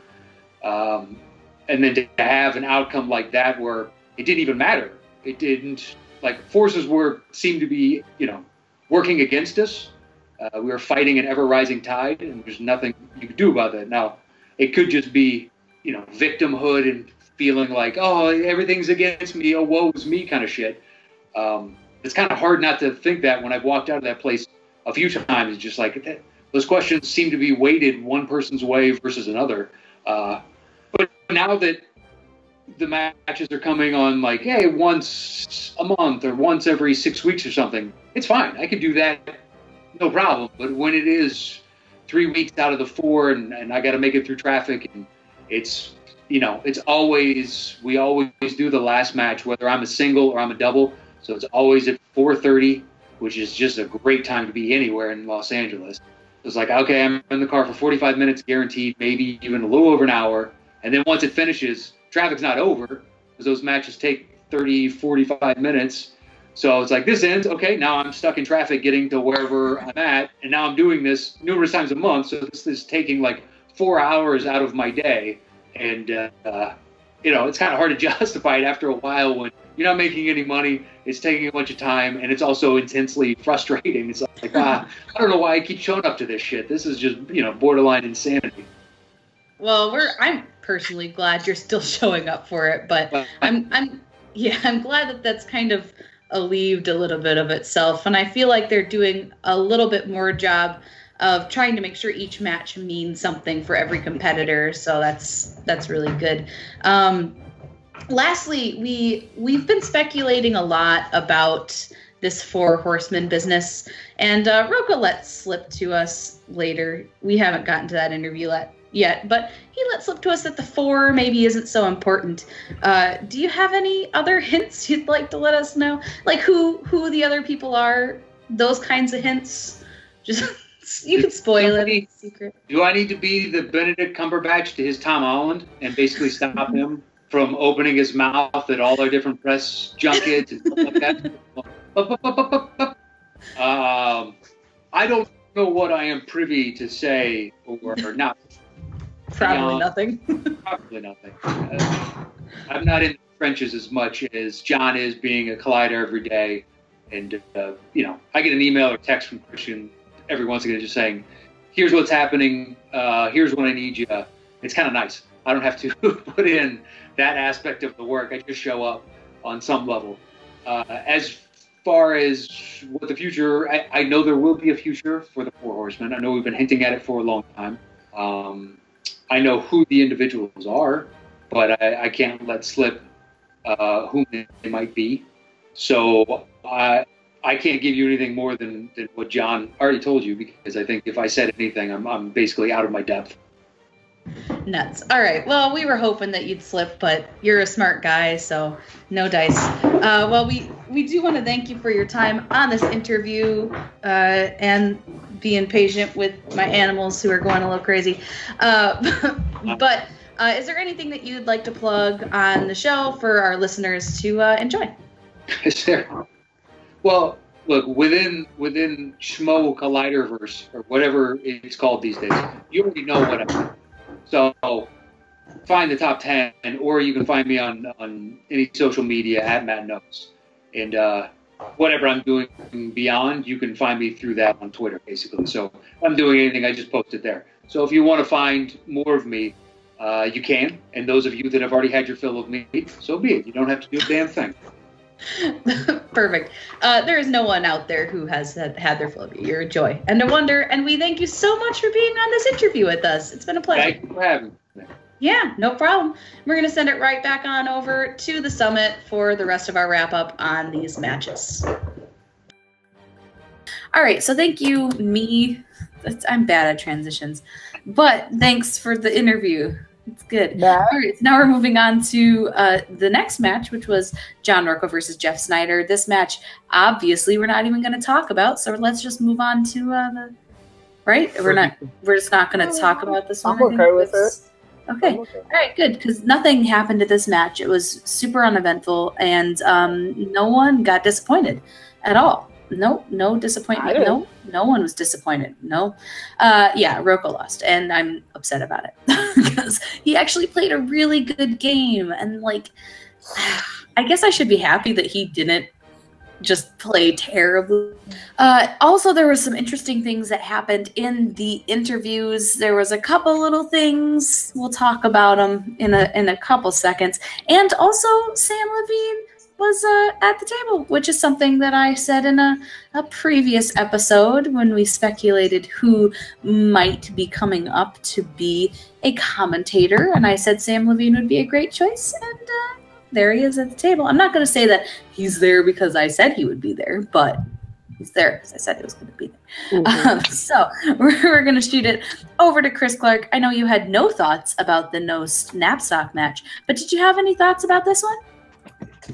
Well, I went into a realm of despair, knowing that I don't know what I'm saying right now. 1 second. 3, 2, 1. Look, this post-match interview with Bibiani was amazing. Very theatrical. It's probably one of the most theatrical things in the Schmoedown era to have somebody come back from the future to warn them that he needs to fight Snyder or everybody will die or whatever. And it's really cool because he was hinting at the reformation of the Four Horsemen, which means that in an alternate future, Bibiani and Robert Meyer Burnett are forces to be reckoned with in this Schmoedown universe. And I feel like if you've seen Infinity War, of the 14 million universes, this is the one universe that appeals to me, and I'm glad that we saw it on the Schmoedown. And I just can't wait to see where this goes, because we could see a bunch of time traveling stuff. We can have a time traveling adventure Schmoedown. There's just so much possibilities with this time traveling thing. It just proves that Bibiani is the best. So this entire exit interview was probably the best ever. And yeah, I can't wait for more futuristic storylines in the future. So, what were your thoughts on Rocha versus What did Snyder? you think about the match? Oh! I thought you were asking about the. No, I literally wanted to know what you thought about the match. Oh God! Oh my God, Clark. You make my joke so hard. I feel like Scar from The Lion King today. Honestly. Surrounded by idiots. What? It's like, excuse me? Well, I mean this, look. The Rocha did a really, really, really good job. He shouldn't be ashamed of his performance whatsoever. I mean, he got into his own head. I could see that. But, I mean, Jeff was really focused, and probably the most focused I've ever seen him. And their performances both, they really outshined each other, and it was a very exciting match. I feel like it was as good of a match as we could have possibly gotten. I mean, the outcome obviously disappointed KRISTEN and disappointed Chris Alexakos, but I mean, it just felt really, really, it was a natural, it felt like a title match, kind of, a 3-round title match. It had that atmosphere around it, and I commend it for that. And Rocha versus Snyder, I know they're probably going to want to verse each other again at some point, but that's probably not going to happen anytime soon. The storylines that can progress from this are interesting. I wish Rocha won, because we would have gotten Rocha versus Bibiani, and that would have been amazing. But you know what? You dealt the hand you're given, and John did a respectable job, even though we lost. And I think from when we talked to him, he agrees with that statement. All right. Well, thanks for your thoughts about the match, Chris. We appreciate that. And Malcolm, what were your thoughts about this match? And I guess if you want to throw in all that stuff in the post-match interviews as well, more than welcome to. Yeah, the match was good. Like, Rocha played a good game, and I mean, he was outdone by a category he's not that familiar with. I know Perry's training him in hard filler, so he can get better. But I mean, it just happened to be a question about a movie that he hadn't got around to seeing yet. So, I mean, there's that. But I mean, all in all, they both played a good round, because I think they both barely went to multiple choice in the second round. So I think Jeff probably went to it a few times more, but they both were pretty much neck and neck in there. And then, but you know, Snyder was just good. It came down to that last question pretty much, which so it wasn't a knockout to victory at all. So, and as for the post-match interviews, they were entertaining. Like, I think this is the first time they've done post effects on a post-match interview for this time, because I mean, they've done a lot for the entrances, but I think this is the first post-match interview that they've done with effects. And Bibiani coming from the future to cash in his #1 contendership thing to play Jeff Snyder was entertaining, and we might finally get Chris's dream of Bibiani as a champion. One could only hope that we crush Chris's dreams forever. I'm just joking. I think at some point we do want him to be happy in his life. So let's hope that this match against Snyder goes well, at least for us, because you know, a happy Chris Clark means good quality edits. Probably, I don't know. I actually edit that show. I mean, he doesn't edit this show, but he edits other things. So we want him to edit well. Screaming, Chris Clark. Me happy makes everybody happy. Yeah, see, that's what I was trying to say. Everyone's happy when Chris is happy, except we get all our views when Chris is sad. So I mean, someone's happy when Chris is sad. Matt, Matt, with this match, did you have any thoughts in particular about the match or the interviews or, Sam Levine being awesome at the desk? I did. To start out with the Sam Levine, I thought the funniest part was the fact that he was not allowed to read from the computer at all, which makes total sense, but that was hilarious. But, this was a great match. Rocha with the blindfold, who he has stellar penmanship for someone wearing a blindfold. I thought that was fascinating, to say the least. The Jane Fonda shirt with that Snyder was wearing the whole match, which I kind of sympathize with Snyder. Like, he went to the work of, like, I'm going to wear this Celtics jersey because of the basketball match, and then I'm going to reveal it's a Jane Fonda. And then Rocha's wearing a blindfold for the whole match, so it doesn't even really affect Rocha. But both of these guys were on their A game, which I wanted to do this match for a while, so I was happy that they both showed up. I felt bad for Rocha because I know he wanted this win. He really wants to hold the title again, but I don't think he should be ashamed of the match because he played great. But I guess it's kind of like, like they talk about Mighty Ducks, where it's like, Gordon Bombay, hits the post and it misses. But if it was a couple more inches off, he would have missed it completely. So at least you hit the post. Post-match interviews, see that transition there? I'm just gonna...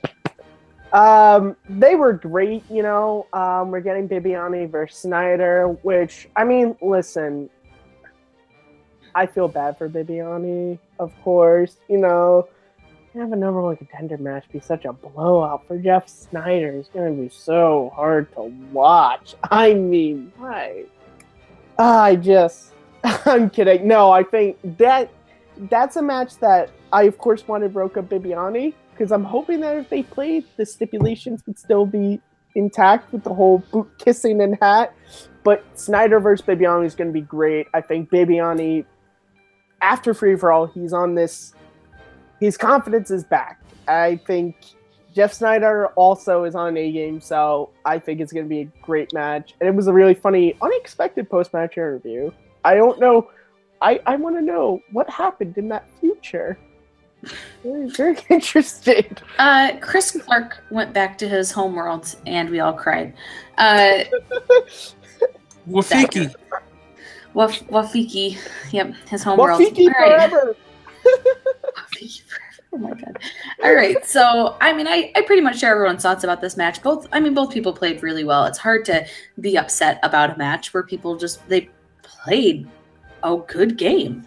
Outside of that, I thought that Snyder in the post-match interviews was actually very nice about his match. He was like, Rocha played a really good match, and I just had the better question at the end of the day. I thought that was actually really cool. You don't see that a lot. He can be Snyder can play up that heel thing like crazy. So to see him actually step back and actually acknowledge that Rocha played a good game, I think is a good step into repairing whatever bridges were burned during that team match. And then they'll play a basketball game, and it'll all go downhill from there. But we do have an interview with John Rocha. This was actually a lot of fun to do. There's a lot of stuff that he says in here that, the scoops. We got some scoops, let's just say that. So we're going to roll that interview with Rocha right now. All right, guys, I'm here with the one, the only John the Outlaw Rocha after his match versus Jeff Snyder. It did not go the way that I hoped it would have, unfortunately, but I'm still excited to be talking to John today. How's it going, man? How's it going, everyone? How's it going, Chris? How's it going, Kristen? I just got a Liverpool jersey, so I'm ready for the Champions League final. So, and I'm recovering from my loss to Jeff Snyder. Which, as Kristen said, didn't quite go my way, but it's one of the only losses I think I've ever had where I don't feel terrible about the loss. It just didn't go my way, and it was a category I'm not strong in, and that's going to happen to you in the Schmoedown sometimes. Yeah, and that's the thing. At least the match was a good match for you. I know round one, it felt like the only ones you missed were ones that you just legitimately didn't know. So that's that's good for you. But the stuff that I think was tripping you up was those horror movies. I know you've been studying them a lot with Perry. Yeah. Is that something you'll continue moving forward? Are there any other categories that you might want to study up on as well? Well, at the risk of giving away, power to any of my competitors, I would say my two weakest categories are animation and horror.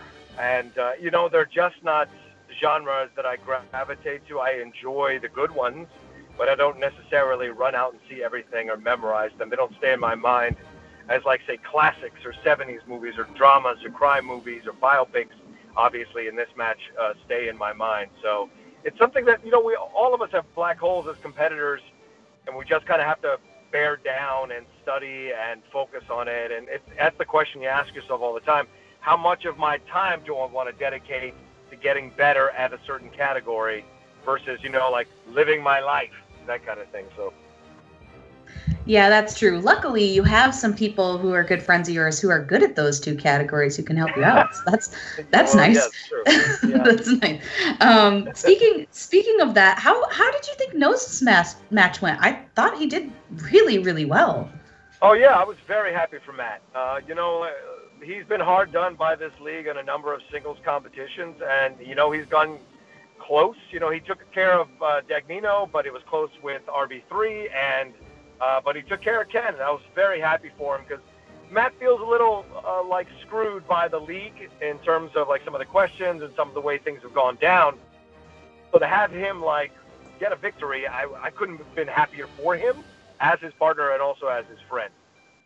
Yeah, definitely. It was really solid going for him. So back to your match, you brought back the blindfold. Now, was this something you were thinking, I just need to hamper down and focus, or was it more of a, I really don't want to look at Jeff's shenanigans kind of thing? That's a very good question. I think because of the way I melted down in the tag team match, the last tag team match with the Patriots, I made a vow to a quiet vow to myself that I would never melt down like that again, no matter what happens. And I think with the Schmoedown Live event, that was really clear. I was just very focused and very quiet, did my thing. And when you go back and see my best matches, they're usually when I'm the most relaxed. It doesn't mean that I don't have a moment where I slam the table or get frustrated. But melting down like that was a eye-opening situation for me. So at the last minute, while we're about to go out, I see this 15-inch Darth Vader doll there, and I took the cape off Darth Vader and I tied it around my eyes, and I was like, oh, it fits perfect. So I did not think to do the blindfold until right before I walked out, and I needed it to just kind of not watch Jeff do his usual things that he was going to do, but also kind of center myself so I could relax and play the game.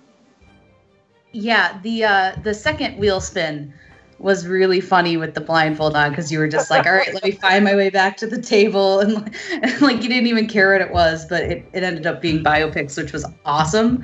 But you were, you used Darth Vader's cape, so you had some sort of Jedi powers going on with that wheel spin, obviously. Yeah. In the post-match interviews, they mentioned upcoming match, potentially with Mark Andreyko. It's an interesting match. I think it's a good matchup. Is there anyone else you kind of would like to face off against, or do you think Andreyko is kind of your next good match coming up? Well, if there's any feelings of regret about how the match went down, it's that I won't take on Bibiani. And I really wanted him next. Just to have Chris crawl and apologize to me after I beat his hero, it would have been everything. But also, Bibbs and I have kind of developed a begrudging respect for each other, and I would like to play him. And I think he would love to face me just to see what would happen, and I think it'd be a lot of fun. But to deny the fans that match and I don't think the Snyder-Bibiani match will be quite have the same kind of, drama around it as our match would have. But it'll still be a great match, no doubt. But I think the extra bit of drama would have been fun for this match. But that being said, Andreyko would be great. The Fight Club is doing well. Emma's assembled a really good team of players, and so when my horsemen reveal themselves, I've been waiting because I want to make sure everything is set up so that the announcements come at the right time, and I see what everyone else's teams look like, so I'm picking the right people to counter all their strengths and expose their weaknesses. So, yeah, taking on the Android would be great. Taking on Scott Vance for a third time to end the trilogy would be fun. But there's another guy that I kind of caught my eye on, and I don't know if it's going to happen, but I sure as hell would love to finish this team action thing once and for all and whip the crap out of Ben Bateman and send him tumbling back down to obscurity where he belongs. And now, I'd even buy him a new suit for the event. That would be a great match. I agree with you about the Bibbs Snyder match. It'll be great, but having you and him face off, like, that's history right there. Like, that's a storyline just waiting to happen at some point. There was something that happened in Snyder's post-match interview, besides the fact that he actually was very complimentary to you, which I found actually quite nice of him, given some of the things he's done in post-match interviews in the past. Sure. But Bibbs came out and did his little Back to the Future kind of thing, but he had the Four Horsemen shirt on and said it was coming back, and who knows how much of that was accurate and not accurate, but are there any hints you can give us? Because we're all speculating like crazy about the Four Horsemen situation. So any hints or... Well, did he have on a Horseman shirt? He did. He said, did he? He said, I'm from the time before the Four Horsemen reassembled, and he was wearing the shirt again. So we're all kind of going crazy.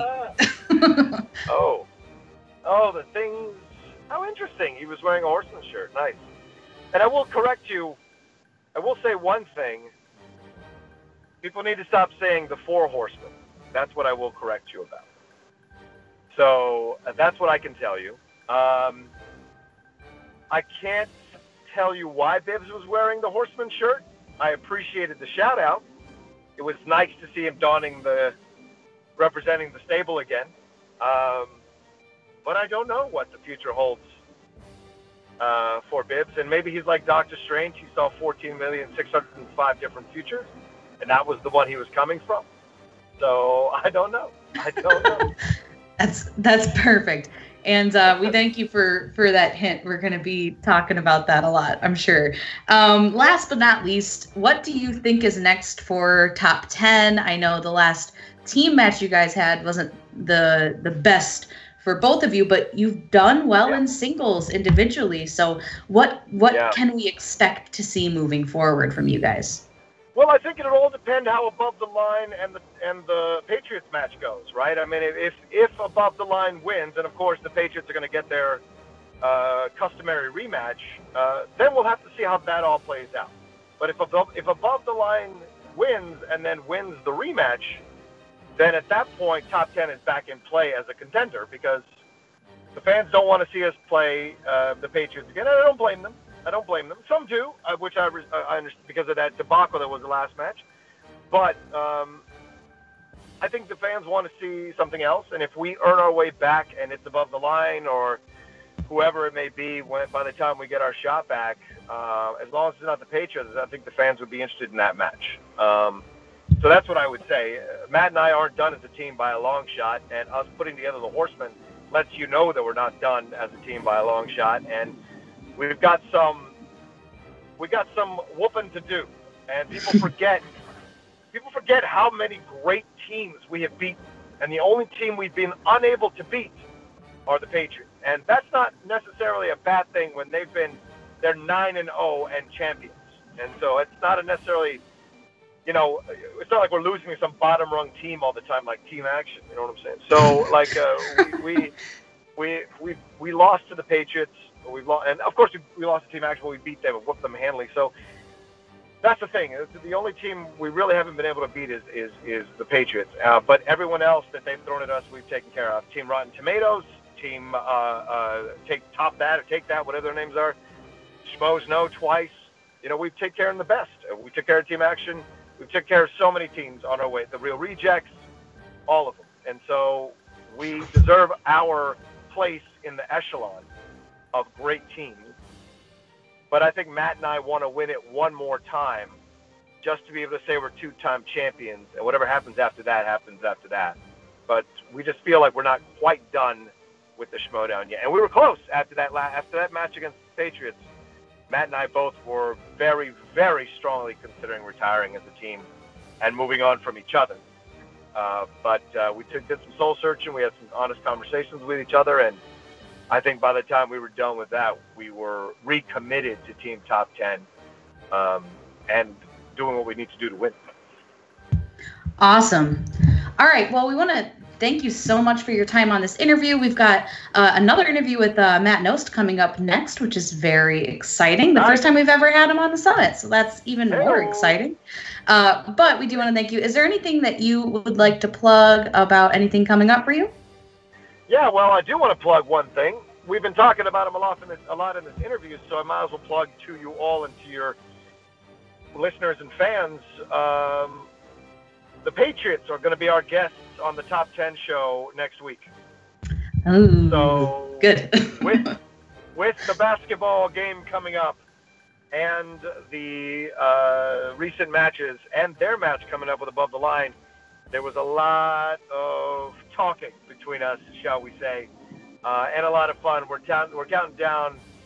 I guess I can't say the topic. We don't usually reveal the topic ahead of time. But the Patriots came on. We were able to get JT and Snyder together, and they agreed to come on. And all I'll tell you is the first few minutes are great. The entire episode is great. And those last 10 minutes are you should keep your kids away from the episode. That's for sure. There's a lot of fire going. There's a lot of fire going. Perfect. Well, as always, we love having Rocha on the show. He's been a great supporter of us here at Take 3, and so we just want to wish you all the best in your next upcoming matches, whatever they may be. And we hope you have a great day. KRISTEN.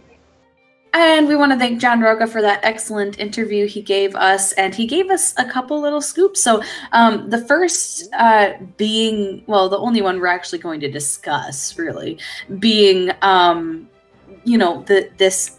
we need to forget this 4 of the 4 horsemen business. We're moving this, and it could be this plus. We don't know. He said the 4 of the 4 horsemen is no longer, and we don't know how many horsemen we'll be having in the future. So that's actually a pretty big scoop, because up until now, all of our predictions have been based off of the fact that there are 2 remaining spots in the 4 horsemen no longer. There could be an infinite amount of possibilities of people. We could only get 3 horsemen. We could get 5 horsemen. We could have 10 horsemen. We could have a veritable cavalry of horsemen in the Schmoedown. This is a scoop, guys. This is a pretty big deal. It's a confusing scoop, to say the least. It could be anybody. You do this. I go, well, 4. The name of your faction is the 4 horsemen, not the name of the faction. The name of the faction is Horsemen now. Fair enough. So we literally have no our predictions just went from feasible predictions to I have no idea. Great. Yeah. You know what? Thank you for that, Rocha. Thank you for the interview, of course, and thank you that now we have something else to speculate on that we'll not get an answer for who knows how long. We'll never have the answer. He's really good at not giving us answers. We tried real hard, but I know the feeling. I mean, so I tested my count asking for who was looking at them. Yeah, I mean, I think that's a pretty cool scoop to have. And he also didn't know that Bibbs was even wearing a 4 horsemen shirt. in the post-match interviews, so maybe no bibs in the Horsemen. Sorry, Chris. I think, look at this. Whoever they get to replace the two best people in the Schmoedown is going to automatically be inferior. To me, at least, because I say what you will, they're my two favorite competitors. I can't see anybody beating them in terms of the stable. They had a perfect stable. I felt like they did, and that's all been brushed aside, and it's fine. Perfect scenario is they become the 5 horsemen, and it is the big 3, in my opinion, that I would like them to join back, and then they can reform and make it better. But that's not going to happen, I don't think. No, it's not going to happen. Nope. So what I feel. It's not going to happen. So look, what we're probably going to get. I would assume. I think everybody assumes this is going to be Jason Inman and Scott Mance. That's a really common thought. It could be Above the Line plus Ethan Irwin. That would be a powerhouse. 5ology, whatever it's called. But whatever it's called. Penta. All right. Well, unless anyone else has any predictions, I feel like we could predict the 4 horsemen to death. No longer 4 horsemen to death. It's pointless at this. Like literally pointless because there are so many possibilities now. It's not. Yeah, you can pick anybody. Yeah. Yeah, it's not even funny. So we're gonna move on. We can predict, and we're going to predict the upcoming matches. But first, we have our fantasy update with Matt or Vinny, Raul. I don't know. Someone's got the fantasy update. Get it. Yo, what's up, guys? It's Vinny here for the Take 3 fantasy update. So we got in first place Super Epic X Team with 264 points. Second place we got Team Gorgie with 259 points. Slowly catching up to Gorgie. In third place, Immortan Jen's Schmo Boys with 244 points. Then we got in fourth place the Penguins with 232 points. In fifth place, we got Dining Kids with 183 points. Sixth place, we got the loser Matt with the Yoli Lions with only 124 points. And then we got in seventh place that Movie Geek, the true loser, with only 105 points. What team did this guy pick? So yeah, like I've been saying, sadly, events, the bottom few ain't really fighting for number 1 anymore, but the top few are. No trades, no one's really trading, of course. And guys, Rambo 5's happening, and Rambo's going to take down the cartel. So this is awesome. But that's been your fantasy update. You can follow me, Vinny, on Twitter at VinnyStallone76. Okay? Get out of here. All right, so that was the fantasy update. Thanks, whoever did it. Some person, I don't know. I mean, they could be a stranger to me for all I know. Or they could be someone that I know very well. Could be anyone. But thanks for that. I'm not winning, so I'm upset. Moving on, we do have some things to talk about with upcoming matches. The first being some news where we had the upcoming Patreon match for the month of May being announced between Emma and Janine the Machine. I think that's a pretty good matchup. I think that it's really interesting. And the other piece of news we have is the upcoming Inner Geekdom match between Navarro and Hlavik. This is going to be a really cool match. We haven't seen Navarro play since he lost his belt. And the last time we saw Hlavik play, he almost got that number 1 contender into that number 1 contender match. So it should be a really interesting one. I feel like Hlavik is always the bridesmaid and never the bride in these matches. It will be interesting to see if he can finally break that streak of getting second place and actually win this match against Navarro. But like we know of Navarro, he can win matches and he can win belts. So it should be interesting to see moving forward what happens with that. But it could bring Navarro back into contention for the belt against Inman unless someone else takes it first, I guess. Moving on to this week's matches. We have on Tuesday, the Wildberries. Wild Berries versus the Kingsmen. And on Friday, we have Lon Harris versus Ethan Irwin. I'm glad that we don't have to wait long for Friday's match. After it was announced, it's kind of here. Hooray! So that's awesome because it's a cool match. I'm looking forward to it. So we're going to do our predictions for these matches. We're going to start with the match on Tuesday. Malcolm, what is your prediction for the Wild Berries versus Kingsmen match? Well, this one is interesting because we've got the Wild Berries coming off a victory that they didn't expect to get, and we've got Kingsmen still yet to get a victory. I'm probably going to have to go for the Wild Berries on this, just because I like the Kingsmen as a team, but I don't think they've got a lot of knowledge there. So it's definitely going to be an interesting match anyway. Definitely. I honestly can't really tell who has more knowledge out of these two teams at this point. Matt, what do you think about this upcoming match between the Wild Berries versus the Kingsmen?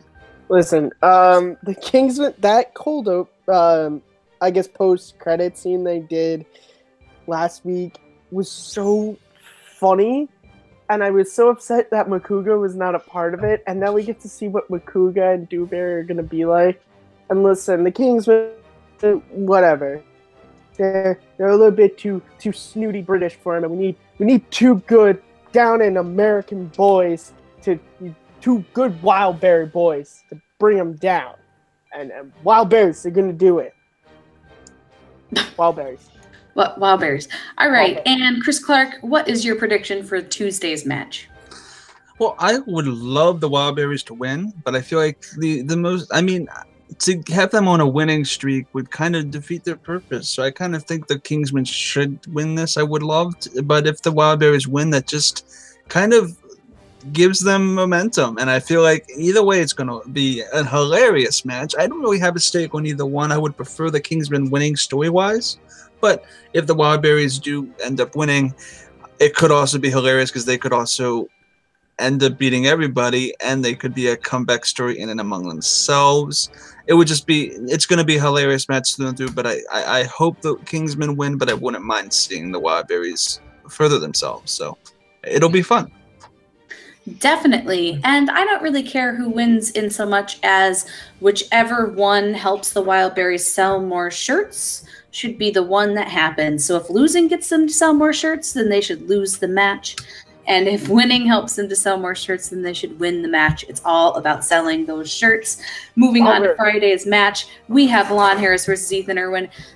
Chris, what are your predictions for this upcoming match? Well, earlier in the show, I kind of alluded to that Lon winning would kind of actually be a detriment to the story that they're building up. So, I mean, I would love to see, I wouldn't mind seeing Lon win because I love Lon as a human being. He's a great, great guy, and he seems like he's awesome. But I would like to see Ethan Irwin win just because I want to see where that would take Lon's story again. But this is all story-based. The game itself, I still would like to see.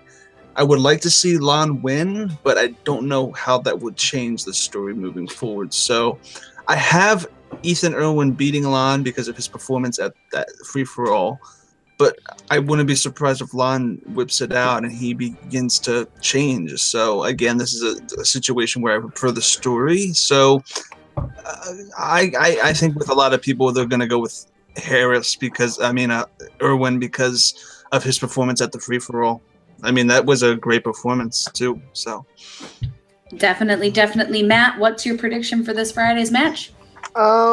This is a really interesting matchup. We've seen Lon beat one of my favorite competitors, Mark Bernard, in last season, which, guys, Lon can't be Rookie of the Year this year. He beat it last season. I see on the pages. But, so we know that he... You know, it's not like, oh, he's only been able to beat, like, Cody Hall, which was an amazing match. But I'm interested because Ethan gave a great performance in Free For All. I'm not really... I kind of like to see Lon win just because he has a little bit more of a story. He has a little bit more of a character for him that him winning would sort of create more storylines. But I wouldn't be upset. I really have no stake in this one. So whoever wins, I just want this to be a really close match. definitely. I always want competitive matches. I think this one could be seriously one of the best matches we've seen so far this year, given the quality of competitor. Malcolm, what are your predictions for the match between Irwin and Harris?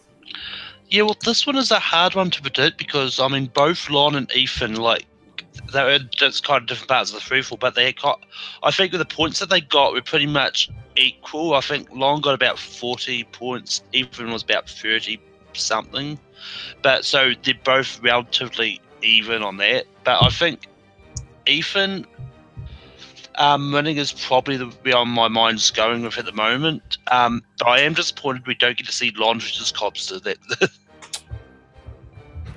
Yeah, I would be interested to see what happens to Lon after this match, either way. And who cares who wins? Whoever sells the most shirts. Oh, sorry. Neither of them have shirts yet. So I can't go by that logic, but I do think that out of the two of them, Irwin is scary. So I would assume he wins because he's scary.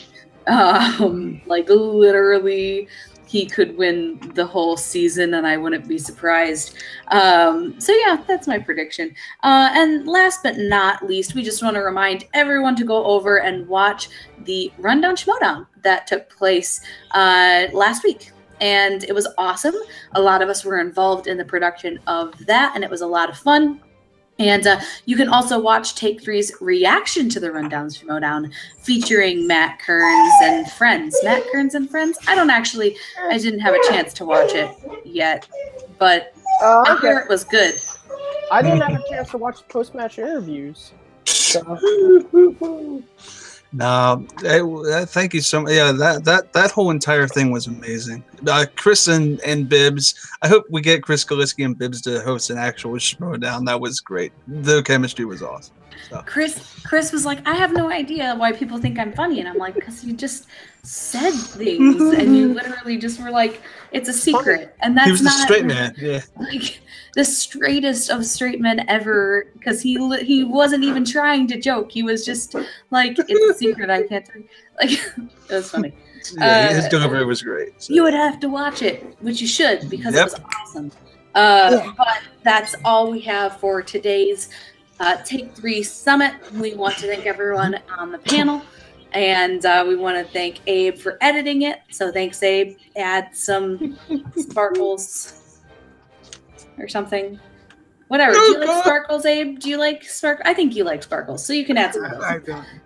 All right, so moving on, Chris, where can we find you? Do you have any shows or events or anything that you would like to plug?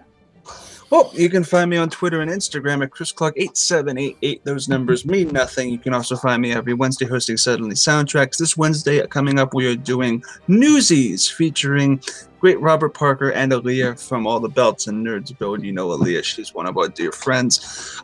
This Saturday, next week, we had to delay it just due to availability issues, but Chris Skaliski and Matt Kearns are joining me for the top 10 Star Wars themes and compositions. It's a special Suddenly Soundtracks event this Saturday night. Yeah, you can find me on YouTube at No Man's Land Entertainment, and every Saturday producing the Schmoedown Rundown. And make sure you check out the Rundown Schmoedown, both on SK Plus and the Collider Factory. Bada bing, bada boom. All right, man. Your plugs are getting real long all of a sudden. I know. You do too much. Matt Kearns, do you have as much going on with your life? No. Oh, okay. All right, why don't you let us know what is going on? Well, you guys can find out what is going on in my life at Kearns_Matthew on Twitter.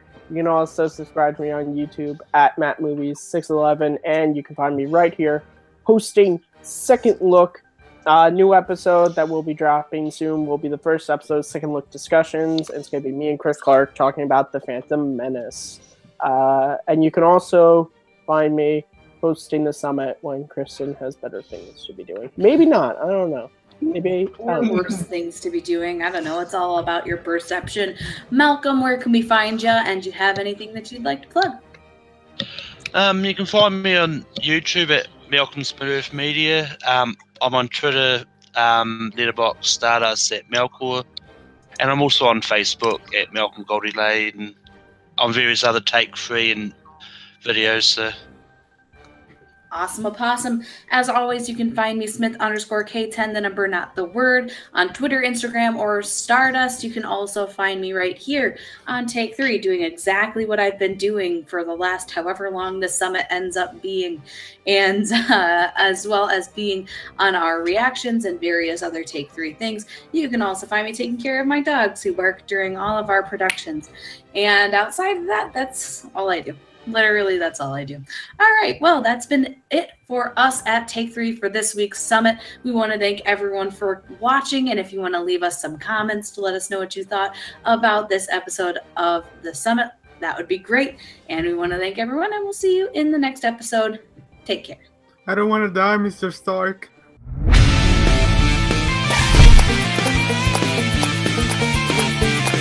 Thank you.